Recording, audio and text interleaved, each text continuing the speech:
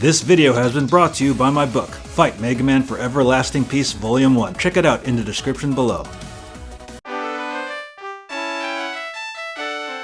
Welcome to Awesome Video Game Memories, where we talk about awesome memories about video games. I'm Ryan, and the game we're going to talk about today is Torneko's Great Adventure, The Mystery Dungeon.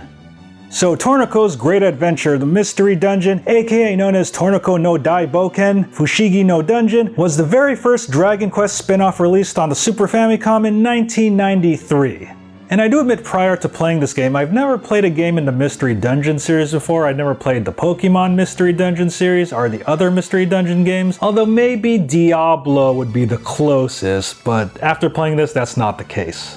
And I've heard mixed reviews about this series over the years, but you know what? I decided it's a Dragon Quest spinoff. It's the first Dragon Quest spinoff, so I'm gonna try it out. So even though I do own the real cartridge, I actually captured all this footage off my Raspberry Pi because there is a fan translation, and the fan translation is a little, it's readable, but and I can tell most of the text problems in the fan translation were the limit of characters you could put inside the game, which was a huge problem for a lot of cartridge-based RPGs. So the game begins with a prologue introducing Torneko, otherwise known as Talon in the original Dragon Warrior 4 translation. So one day Torneko decides that he wants to start a new shop, and then he goes down into the Mystery Dungeon in order to get gold, weapons, and stuff to sell in his own shop.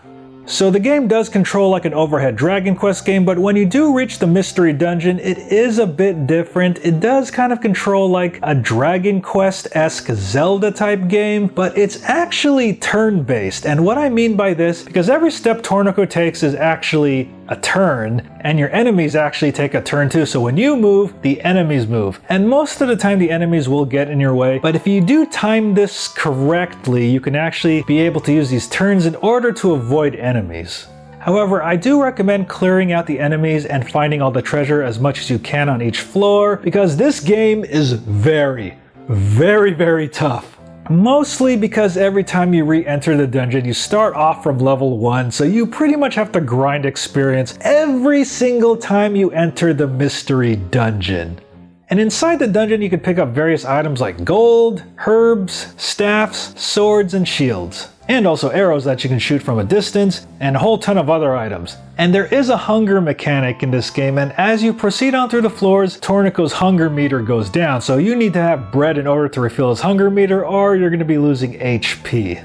And while you begin with simple enemies on the earlier floors, the enemies start getting really difficult, and by the time you reach the later floors, the enemies start getting really difficult. Yeah, you'll start fighting like gigantes and dragons and all those crazy enemies you see at the end of Dragon Quest games. So once you do gain enough gold, you can actually get a storehouse where you can store items, and you can actually start bringing items into the dungeon, which makes it a lot easier. So once you nab a good weapon, I highly recommend going back up to town and then storing it there and taking that weapon with you the next time you go down into the Mystery Dungeon. And every time you actually die in the Mystery Dungeon, you actually get tossed out and you do lose half your gold, and you're going to be seeing this screen a lot. And the problem is Torneko only has 2 menus worth of items that he can carry, so I don't recommend picking up every single item you see. So your first major goal in this game is to get a safe on the 10th floor, so just in case you die you won't lose half of your gold. And then after that I recommend grinding each floor so you can actually get more gold to make your shop a lot bigger and more impressive looking. And then after that, once you get the safe, your final goal is to get down to the 27th floor and get the music box, which is called the Joy Box in Torneko The Last Hope. And surprisingly, even though you fight a lot of enemies in this game, you don't actually fight any bosses. But however, the game is hard enough to the point where you probably don't really need to fight any bosses.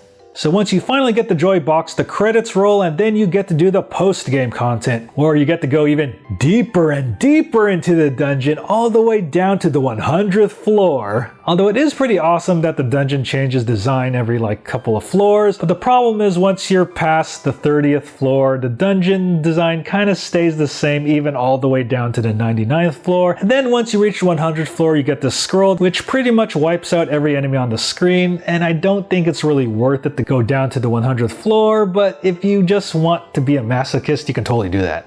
So even though Torneko seems like a short game by watching my review, the bulk of this game is doing a lot of grinding down in the mystery dungeon, and all the floors are completely randomized, kind of like Diablo. So you're gonna get a different layout every single time you play, which actually adds a lot more to the replay value.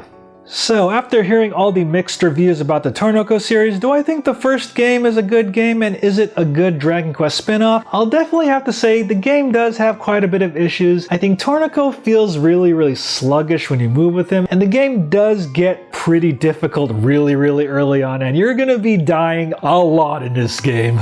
Although once you do get the safe from the 10th floor, it does become a lot easier. I highly recommend grinding a lot of gold and also stocking up on very powerful weapons and items. But despite everything I've said about this game, it's not a bad game, and I do highly recommend it for all the hardcore Dragon Quest fans, especially fans of Torneko. So luckily, Torneko's Mystery Dungeon is pretty cheap on eBay. I got it for about $16 including shipping.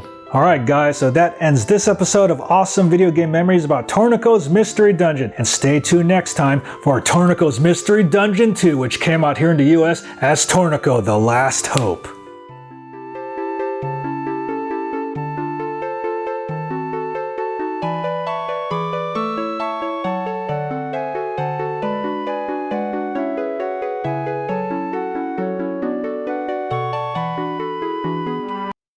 Thanks for watching, and I hope you enjoyed this video. Make sure to like, comment, and subscribe, and make sure to check out these other videos, and also make sure to follow me on social media and check out the official Battle Geek Plus website. Take care.